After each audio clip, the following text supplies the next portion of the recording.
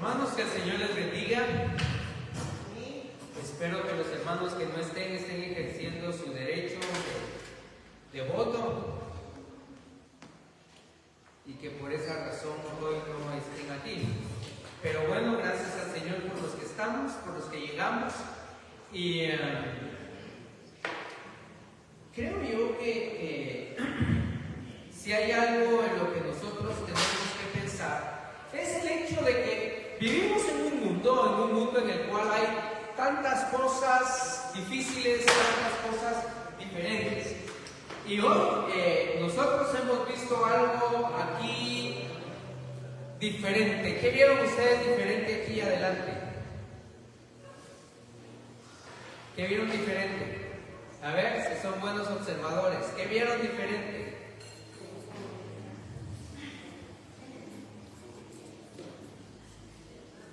No puedo creer que no hayan visto y que no sean observadores. Miren, yo ni me había dado cuenta de eso. Que no había flores. Muy bien, miren lo que hay aquí, hermanos. Un tecladista. Gaby, que Dios te bendiga. ¿Saben? Me encanta, me emociona el hecho de que cada vez nuestro grupo Alabanza tiene más. ¿Se da cuenta? ¿Se dio cuenta que había la semana pasada? ¿Qué había? Muy bien, muy bien. Estaba la hermana tocando el ¿qué?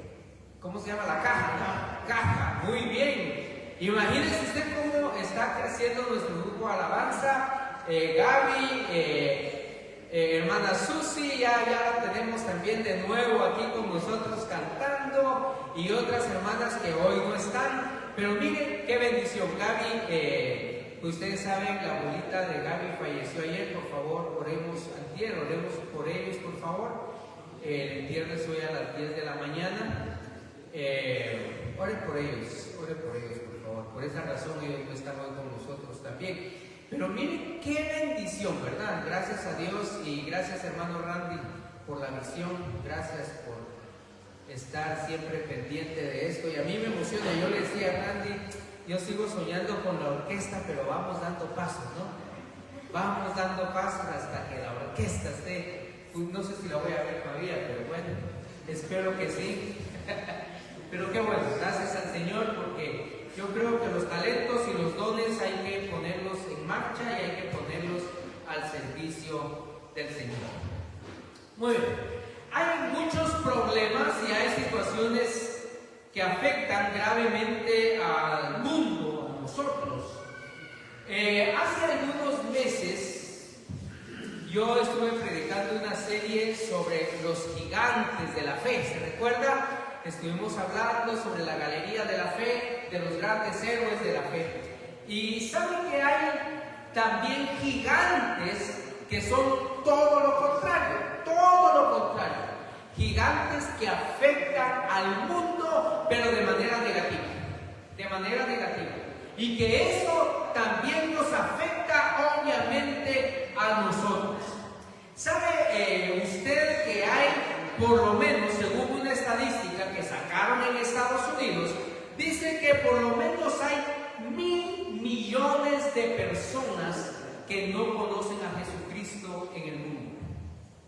1,000 millones de personas que no conocen a Jesucristo en el mundo. Imagínese usted el trabajo que nosotros tenemos, el trabajo que tenemos que realizar. Y por esta razón es que entendemos que el mundo está lleno de problemas. Algunos problemas son pequeños, otros problemas son mucho más grandes.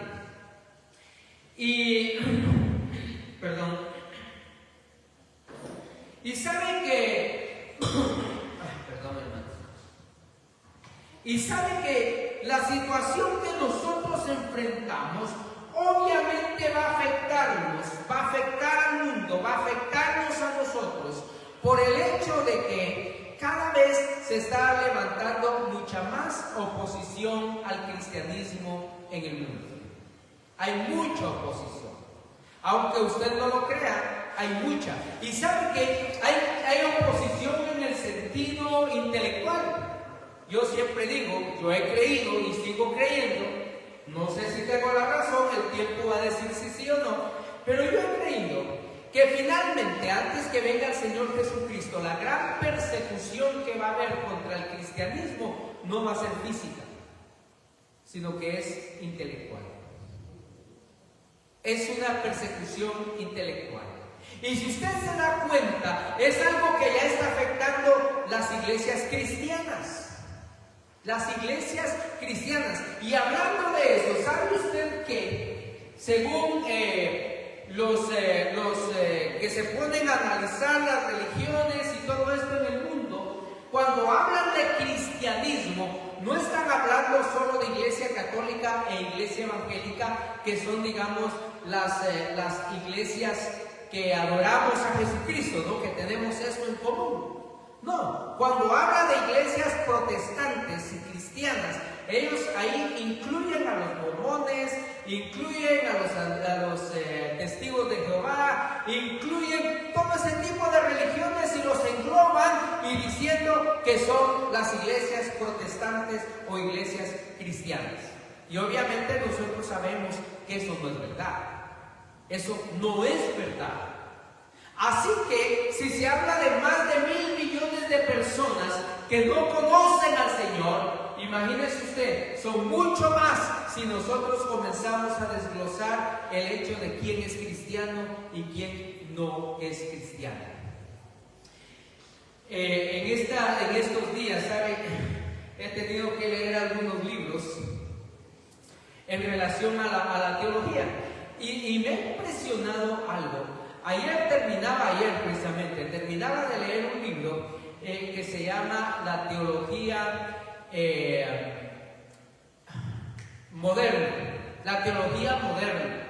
Y ¿sabe qué es interesante cuando uno se pone a leer esto y lo que hablan los teólogos, lo que dicen los teólogos en relación a la teología moderna? ¿Sabe cuál es la teología moderna? La teología moderna es la que es inclusiva según ellos. ¿Y qué es inclusión? Inclusión significa que las iglesias cristianas, dicen ellos, deben de aceptar todo tipo de creencias y todo tipo de personas que tengan sus orientaciones, sea cual sea.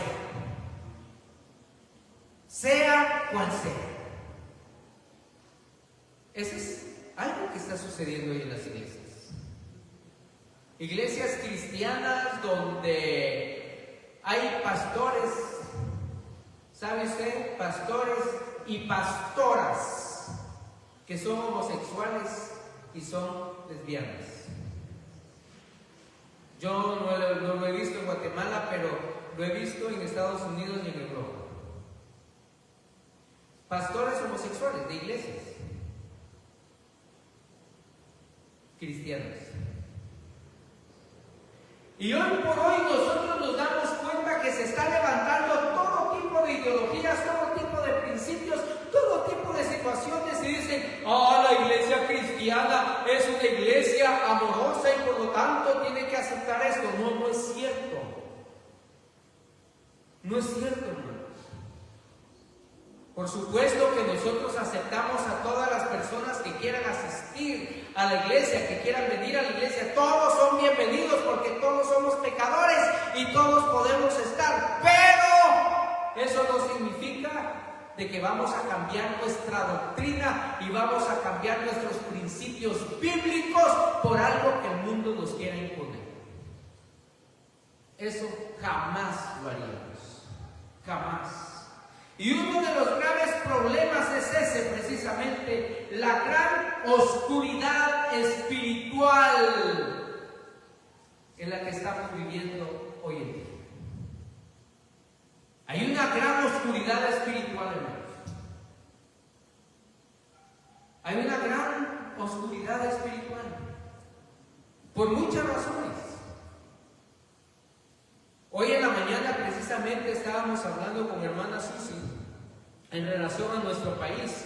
Y yo es algo que yo siempre digo, yo siempre comento. Y Y decíamos, en Guatemala, ¿sabe usted que hay un montón de iglesias cristianas? Usted sabe eso, ¿no? Iglesias, mega iglesias, hay muchos miembros en las iglesias. Hay un problema. ¿Por qué Guatemala no cambia? ¿Por qué Guatemala no se transforma? ¿Cuál cree usted que es el problema? El problema es precisamente que la iglesia o muchas iglesias han permitido que el pecado entre, que el pecado se mantenga, han diluido el evangelio y entonces no hay compromiso. Y si no hay compromiso, no hay cambio. Si no hay compromiso, no hay transformación. Entonces, si no hay cambio y no hay transformación, no esperemos que nuestro país cambie. No esperemos que nuestro país sea diferente. No va a ser diferente. No va a ser diferente. Necesitamos nosotros que esto cambie. Oiga lo que dice Romanos capítulo 10, por favor, versos del 14 al 15. Dice, ahora bien, ¿cómo invocarán a aquel en quien no han creído? ¿Y cómo creerán en aquel de quien no han oído? ¿Y cómo oirán si no hay quien les predique? ¿Y quién predicará sin ser enviado? Así está escrito. ¡Qué hermoso es recibir al mensajero que trae buenas nuevas! ¡Qué hermosos son los pies!, dice otra versión, de los que anuncian la paz. Ahora, ¿sabe, hermano, que esa es una de las grandes situaciones que nos está afectando a nosotros? Hay miles de millones que no han oído, siquiera han oído el nombre de Jesucristo. Y hay muchos que han oído el nombre de Cristo, pero no quieren comprometerse delante del Señor.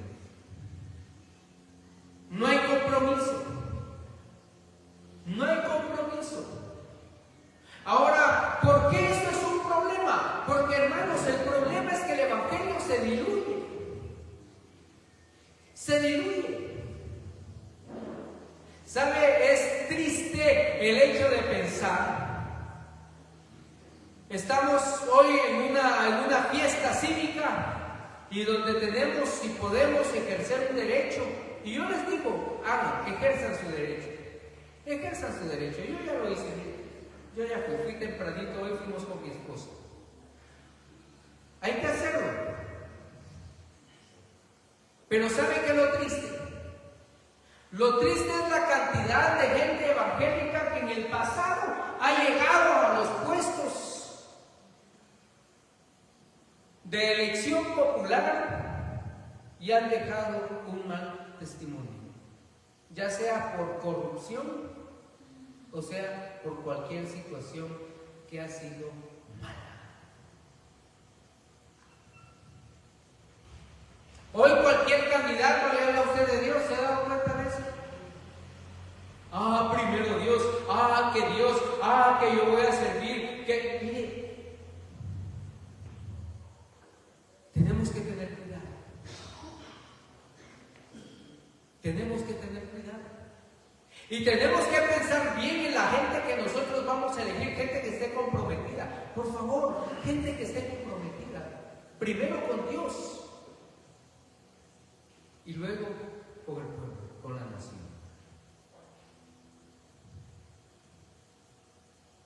Gente que de verdad sirva.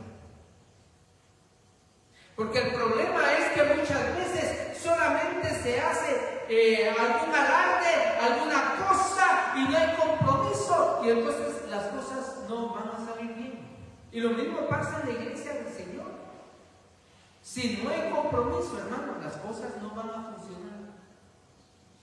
Y es uno de los gigantes más que nos afecta mucho más. El gigante de no conocer, el gigante de la oscuridad espiritual en el mundo.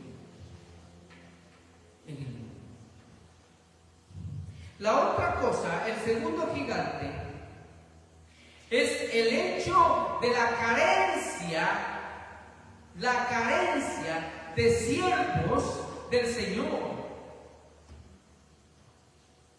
Alrededor del mundo, ¿sabe usted que hay muchos que están en posición de liderazgo que lo único que hacen es abusar del poder que tienen?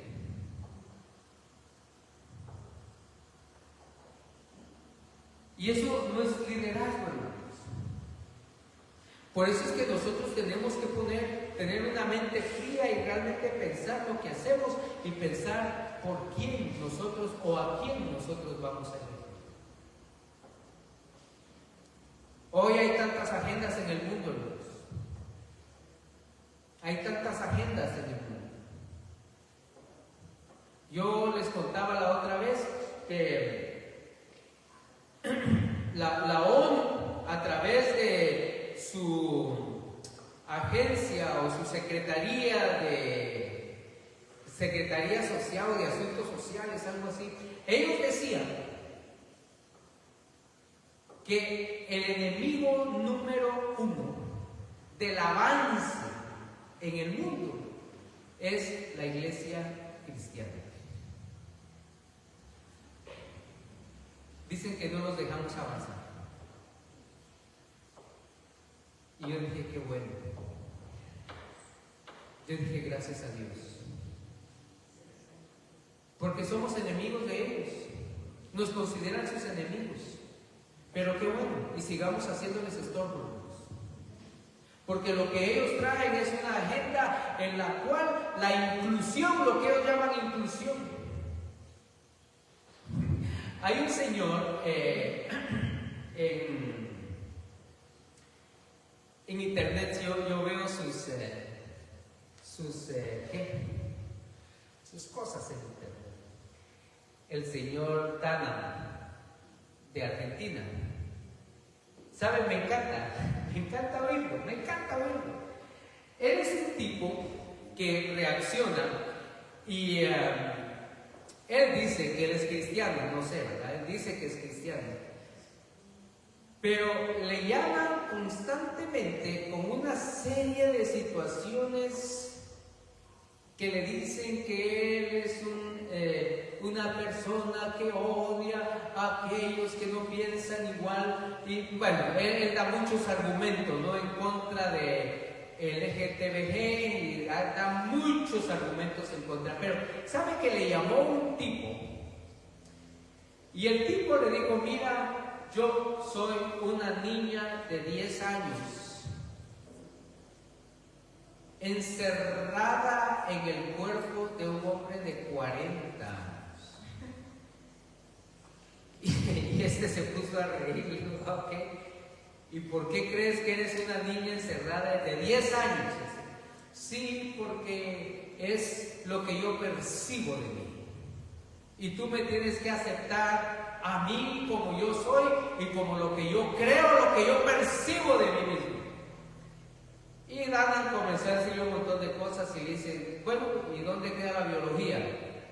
Y cosas como esa. Pero después Dana sacó otro programa y saben que apareció con reportes de prensa donde este tipo que se creía una niña de 10 y sabe que se vestía como niña.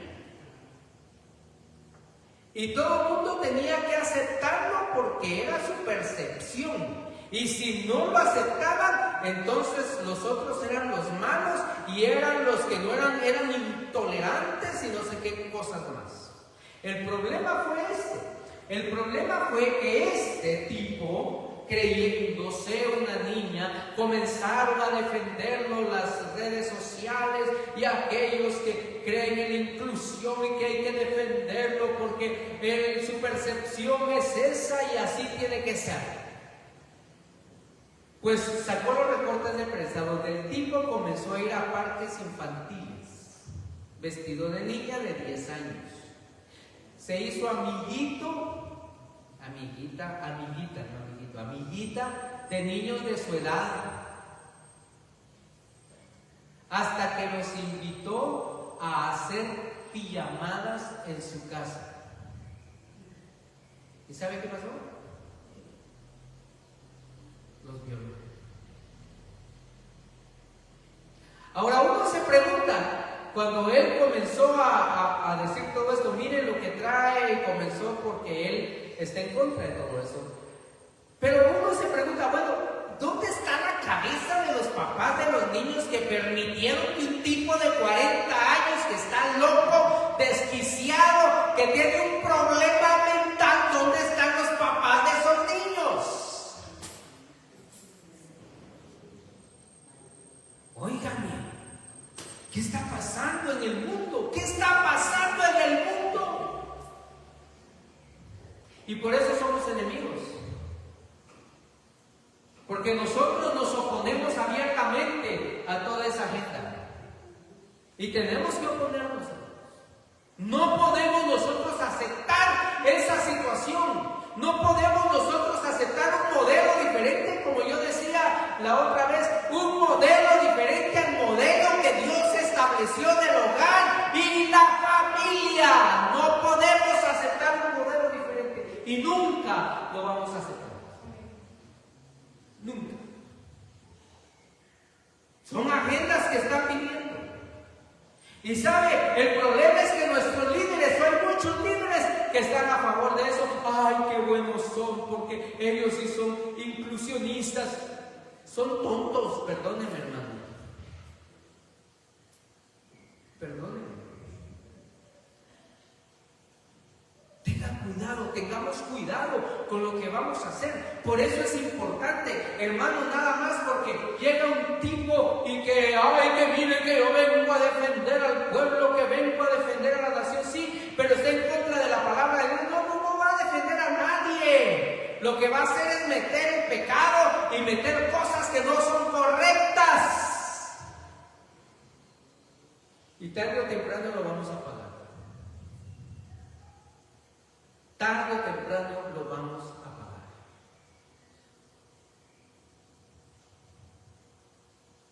Pero es lo que estamos viviendo. Es lo que hoy estamos viviendo. Y el problema es que son situaciones que se están metiendo a la iglesia cristiana, hermanos. A la iglesia cristiana.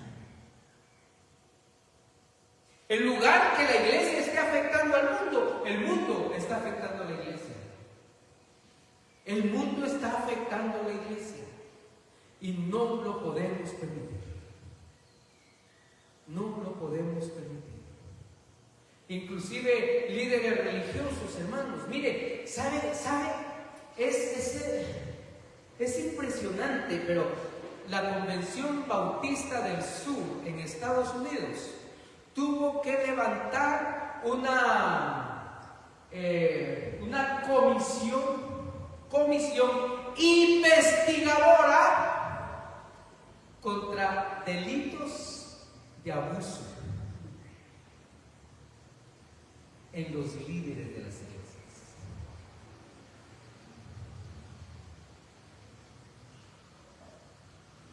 O sea, no estamos tan bien. Pero usted ha oído de mucha gente, ¿no? Metida en drogas, líderes de iglesias cristianas metidos en drogas, acusados de narcotráfico. No digamos líderes que son a nivel nacional. Cuidado, tenemos que tener cuidado, porque todo líder debe tener una buena base moral, debe tener sabiduría. Oiga lo que dice Proverbios capítulo 11:14. Sin la dirección sabia está la caída de una nación. Proverbios 16:12b dice: la dirección sana tiene una fundación moral. Zacarías 10:2 dice: la gente vaga alrededor como ovejas perdidas. Ellas están en apuros porque no tienen ningún buen líder. ¿Qué clase de líderes queremos? Pero sobre todo, ¿qué clase de líderes somos?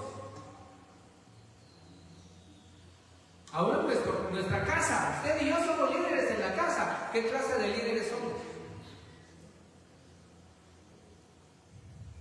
Yo le decía la otra vez que tenemos que tener cuidado porque detrás de nosotros hay otros. Y a veces no nos damos cuenta, pero hay gente que nos está viendo. Por eso dice la palabra, hay multitud de ¿qué? De testigos. Detrás de cada uno, detrás de usted. Hay una multitud.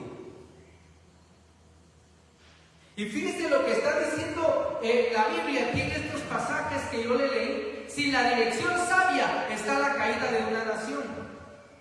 La dirección sana tiene una fundación moral. Fíjese eso, me encanta eso. Proverbios 16:12b. La dirección sana tiene una fundación moral, tiene una buena base moral, es la idea. Zacarías 10:12, la gente va alrededor como ovejas perdidas. Ellas están en apuros porque no tienen un buen líder. Imagínese usted. Si somos líderes en la casa, aunque usted no lo crea, en el trabajo, sí, la gente nos ve. En la escuela, sí, la gente nos ve. La gente nos ve. Yo le contaba al hermano Susi, yo tuve la oportunidad de dar clases en la universidad y di clases de Biblia. Y una hermana, ¿no? Líder de una iglesia, ella me preguntó y me dice, pastor, mire, ¿uno qué puede hacer? Y yo le dije, ¿qué pasó? Mírenme. Fíjense que estábamos en la célula y estábamos orando, y entonces yo pedí peticiones y una hermana me dijo, ay hermana, por favor, yo quiero que oren por mí, por favor oren por mi negocio. Ah, ok, vamos a ver su negocio. No sabíamos que tenía negocio. ¿Y qué negocio tiene? Ah, son unas droguitas que venden. Y pidiendo oración para que Dios bendijera su negocio. Dios santo, ¿qué estamos haciendo? ¿Qué está pasando? Algo está pasando, hermanos. Algo está sucediendo. Necesitamos entonces nosotros tener gente de influencia positiva en nuestra vida, en nuestra nación, en nuestra casa. En nuestra casa. ¿Sabe qué? Nosotros no lo sabemos. Pero estamos formando, cuando formamos a nuestros hijos, no sabemos si van a ser los futuros líderes de la nación. Usted no sabe. Yo he dado clases de teología, hermano, por muchísimos años. Y yo no he sabido a quién estoy enseñándole en las aulas del seminario.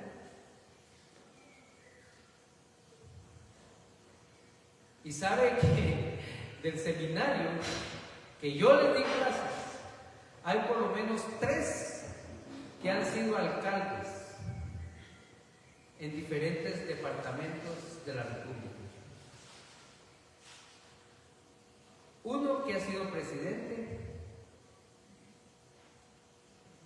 otro que fue gobernador de Escuintla y ahora es candidato a diputado. Yo me pongo a pensar, qué gran responsabilidad hemos tenido en nuestras manos. ¿Usted no sabe quién está formando en su casa? ¿Ha pensado en eso? ¿Qué está formando usted en su casa? Quizás un ministro, una ministra, quizás un alcalde, un concejal, un diputado. Hace años, hace los 80s, el hecho de ser militar era una situación mala. Yo no sé, ¿quiénes vivieron en los 80s, hermanos? Somos varios, qué bueno. Somos en los 80, muy bien. Pero ¿saben que en los 80s el ejército tenía una reputación malvada? Malvada. Nadie quería el ejército. Nadie lo quería. Pero ¿sabe qué? Precisamente en esos años yo tenía ya sobrinos y uno de ellos decidió que quería seguir la carrera militar. Hermanos, en la familia eso fue, Dios mío, se va a meter a estudiar al Adolfo Hall. No puede ser. Pero llegaron a la casa, porque yo todavía no me había casado, yo estaba en la casa, pues obviamente mi mamá, y estábamos ahí, llegó mi hermano a la casa con sus hijos, y llegó él, y estábamos hablando. Usted sabe que en la familia hay de todo, no hay revolucionarios como en contra, y hay de todo, ¿no? Ahí se armaban las discusiones. Pero yo me recuerdo que yo le dije algo a mi sobrino, yo le dije, porque él esperaba que todo el mundo se le fuera encima, y más o menos, ¿no? Pero bueno, pero le dije, no, está bien, seguí la carrera militar, si es lo que te gusta, pero eso sí, sea un buen militar. Sea un buen militar. Y me acuerdo que el patojo solo me vio y me dijo, gracias, tío. Y siguió y se metió y ahí estudió y toda la cosa. Pero el punto al que yo quiero llegar es este, hermanos. El hecho que nosotros necesitamos, o el hecho de que nosotros no sabemos a quién estamos formando en la casa. Usted como papá está formando a su hijo. Entonces piense en cómo lo está formando, para qué lo está formando. Porque uno no lo sabe. Uno no sabe eso. La vida da vueltas. La vida da vueltas. Y de repente estamos viendo aquí políticos, embajadores, ministros, alcaldes, concejales, presidentes. No sabemos. Por eso tenemos que formarlos bien. Y cuando hablo de formarlos bien, estoy hablando con principios bíblicos, éticos y morales. Que amen al Señor. Que amen al Señor. Porque tenemos que hacerlo de alguna manera, porque no sabemos.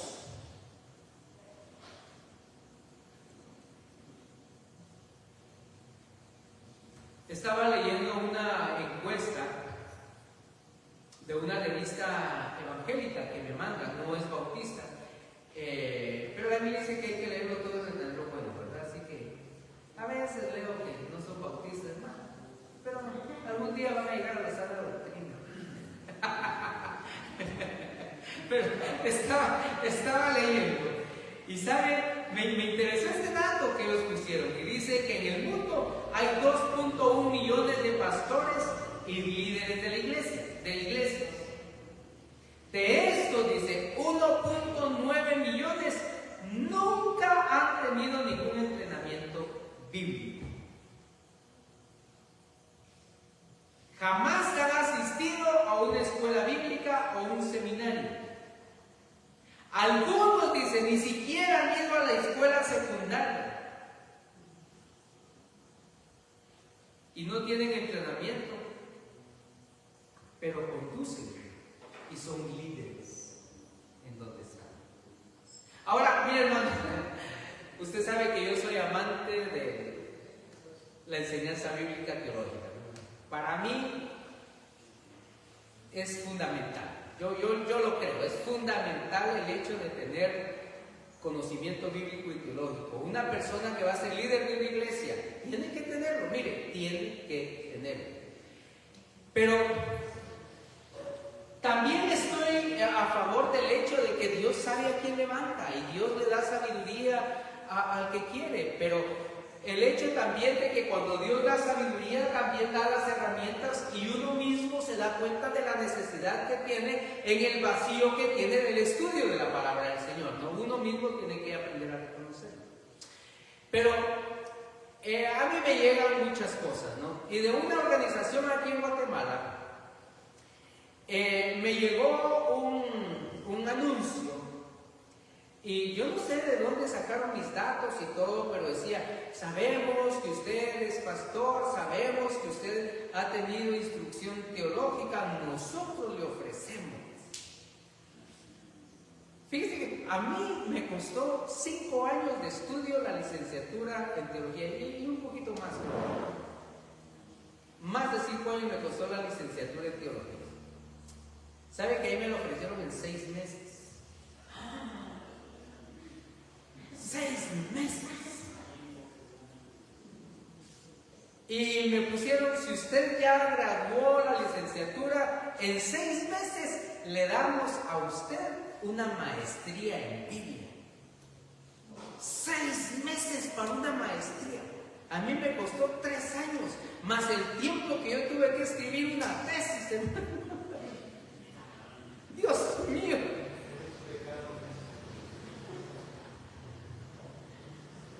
Va, y encima de eso un doctorado.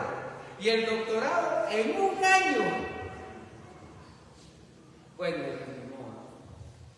Pero, ¿por qué le digo eso? Porque muchas veces nosotros lo que hacemos es seguir las cosas que son fáciles. Y estamos viviendo en un mundo que todo tiene que ser práctico y para allá. Para allá. Pero las cosas que son buenas a veces cuestan menos.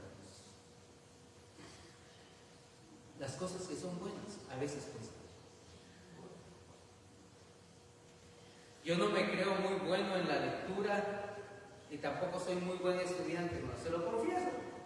No soy muy buen estudiante, la verdad. Y estoy recibiendo un curso precisamente ahorita y mañana comienzan mis clases presenciales, digamos. Pero en 1 mes, hermanos, en 1 mes tuve que leerme 10 libros, sacar 7 resúmenes de 7 de esos 10 libros y encima de eso escribir un trabajo de investigación de 30 páginas con 30 libros de bibliografía. Dios mío. Y yo hasta le escribí al profesor: ¿usted qué cree que no tiene nada que hacer? Dichoso usted que se mantiene sentado en una oficina todo el día. No le dije así. Sí, no, pero lo pensé, hermano. Y lo sigo pensando. Pero de verdad, hermanos, no es fácil. Y sabe, para hacer los resúmenes de los libros, busqué los más chiquitos. Sí, busqué los más chiquitos. Y busqué los que más o menos sabía el contenido. Sí, no crean que soy tan bueno. Pero las cosas que valen cuestan. Y las cosas que valen merecen esfuerzo. La familia merece esfuerzo. La familia merece sacrificio. La familia merece que nosotros les demos un buen ejemplo de cristianos. Yo estaba predicando el viernes en una reunión de padres de familia y yo les decía a ellos: nosotros como papás tenemos que aprender a pensar en el hecho que nuestros hijos merecen tener un buen ejemplo de vida. ¿Saben por qué? Porque ellos nos van a invitar a nosotros, porque es lo único que ellos conocen de familia, lo que nosotros les modelamos más de lo que les decimos. Y era una reunión de no cristianos, así que yo les dije, si usted es un golpeador de su esposa, ellos, los hijos, van a golpear a sus esposas. ¿Sabe por qué? Porque ellos van a creer que es bueno y que es natural hacerlo, a menos que usted cambie. Esa es una gran realidad. Por eso nuestros hijos merecen buenos ejemplos de vida, buenos ejemplos de matrimonios, de familia, de hogar, de iglesia, de cristianismo, de espiritualidad. Lo merecen, porque otra vez no sabemos a quiénes estamos formando.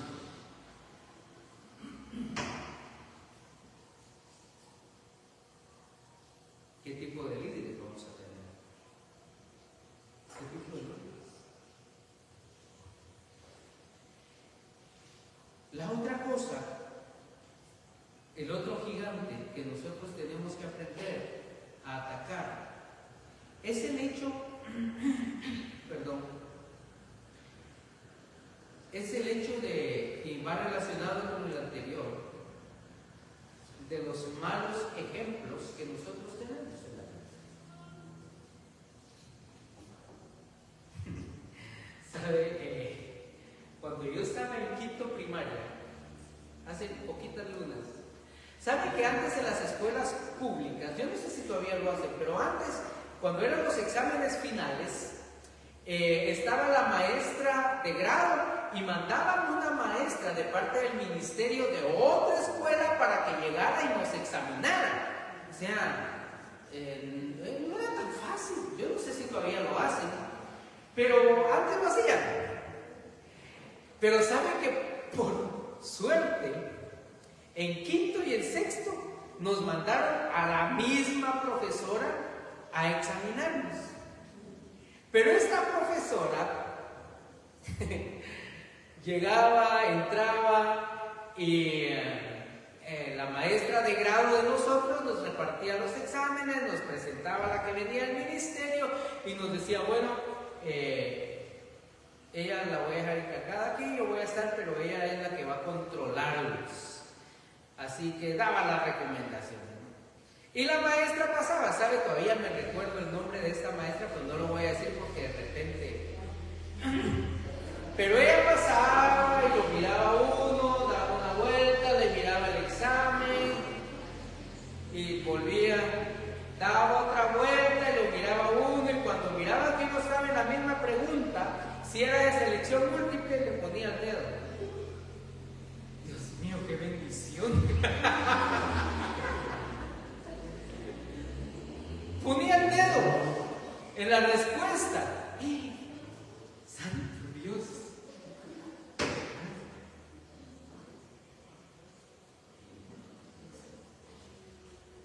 Yo dije, ojalá que sigan los básicos.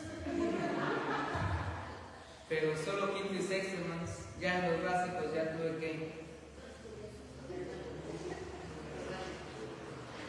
Pero... en ese momento no hice a la que una maestra. No hay como ella. Y gracias porque gané quinto y sexto. Pero no era tan bueno. Si yo lo reconozco ahora, no era tan bueno. Pues gané. Y toda mi clase ganó. Pero yo le voy a confesar algo. Yo me gradué de perito contador, pero ¿sabe que yo me gradué y no sabía sacar la raíz cuadrada?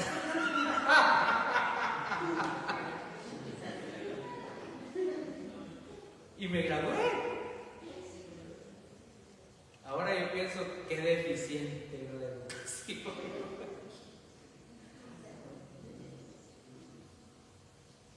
Pero es cierto. Mire, yo le contaba, yo di clases en la universidad y era triste, hermano, de verdad era triste. Yo tengo una idea, pero yo doy clases pastores, a líderes, ¿no?, de iglesias y gente que se está preparando para el ministerio. Y yo les digo algo, cuando hay un examen o algo, les miren, hermanos, ustedes primero no son chiquitos, no tengo que controlarlos.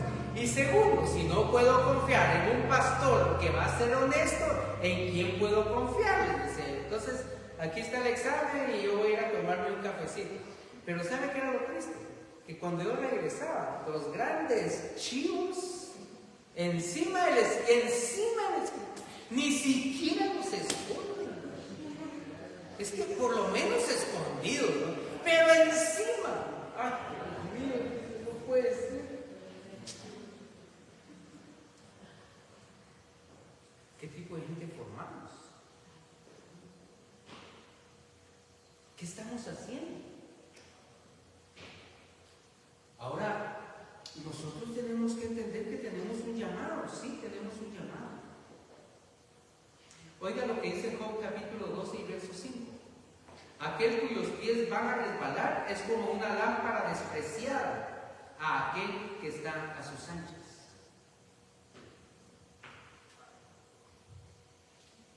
Aquel cuyos pies van a resbalar, de hecho ya se sabe, van a resbalar. Lo van a hacer mal. ¿Por qué? Porque toda la vida han recibido un ejemplo de eso mismo. Entonces, hermanos, tenemos que tener cuidado de lo que estamos haciendo. Ahora los jóvenes, ay sí, pastor, que me dé buen ejemplo. No sean los chiquitos, también ustedes tienen que dar buen ejemplo. Buen ejemplo de hijos para empezar. Ser buenos hijos. Ser cabales donde están. Sí, sean cabales.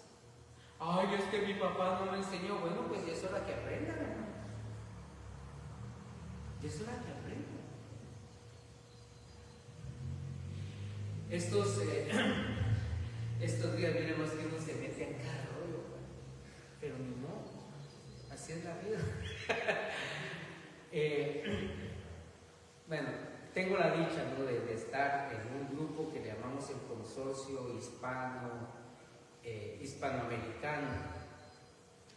Y ahí aglutina a presidentes de universidades evangélicas, bautistas, rectores de seminarios, decanos de seminarios. Y tuvimos nuestras reuniones precisamente estos días, miércoles, jueves y viernes. Y me llamó la atención que el rector de uno de los seminarios de Argentina, él decía, miren hermanos, ¿saben un problema que nosotros enfrentamos aquí en Argentina? Es que los jóvenes que nos están viniendo para estudiar no leen. No leen, hay que enseñarles a leer. Y en Argentina, pues qué bueno que Guatemala, pero estamos igual. No sé si nosotros superamos o ellos bajaron, pero los argentinos tenían fama, ¿no? Tenían fama, que eran buenos para el estudio, para la educación, era bueno. Y este viene y me desinfla y me dice, no leen, Dios santo. Pues no somos tan los únicos entonces.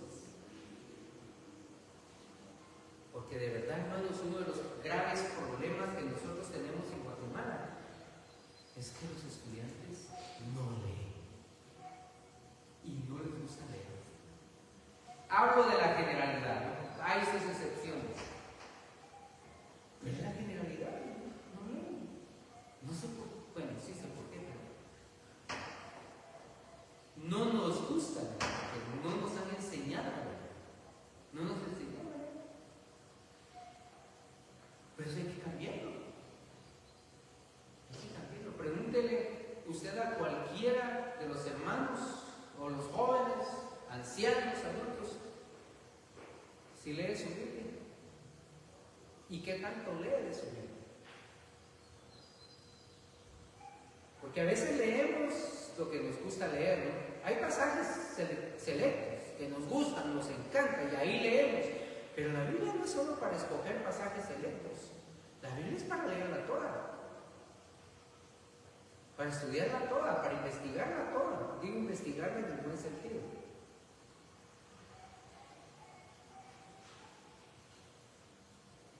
Entonces, si no leemos la Biblia, si no buscamos el alimento bíblico, hermanos, ¿qué vamos a enseñarle a las nuevas generaciones? Tenemos grandes retos, hermanos, de verdad, tenemos grandes retos, grandes. Y los grandes retos es vencer estos grandes problemas. Y que no son solo de nosotros, hermanos. Mire, problemas hay en todo el mundo. Y son los mismos problemas en todo el mundo. Estaba oyendo, imagínense usted, estaba oyendo en CNN que en California, ¿es California? Sí, creo que es California. Estaba tratando de pasar una ley donde los estudiantes iban a ir solamente a la escuela de lunes a jueves. Y viernes ya no habían estudios. Viernes, sábado y domingo no, para que los niños no se abrumaran con tanto que les dan en las escuelas.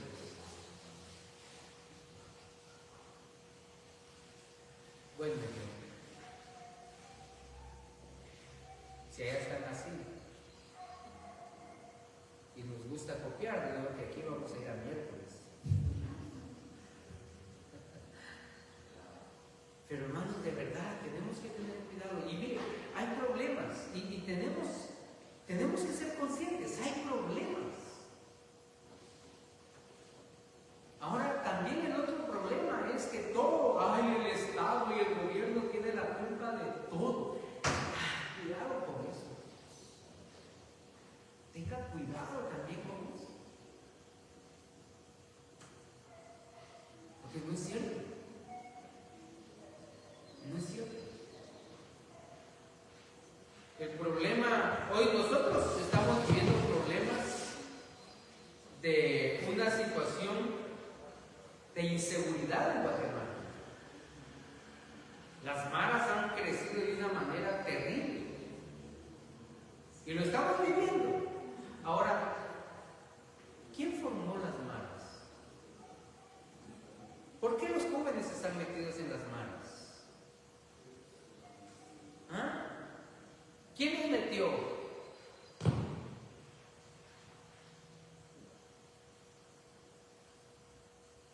Malas familias de jóvenes mal dirigidos. Y hoy todos estamos pagando. Todos pagamos. Pero la verdad es esa, hermanos. Mala orientación, mala dirección, mal ejemplo. Pero ¿estamos a tiempo? Sí, estamos a tiempo. Retomemos el liderazgo. Retomemos la dirección. Volvamos al Señor. Demos un buen ejemplo.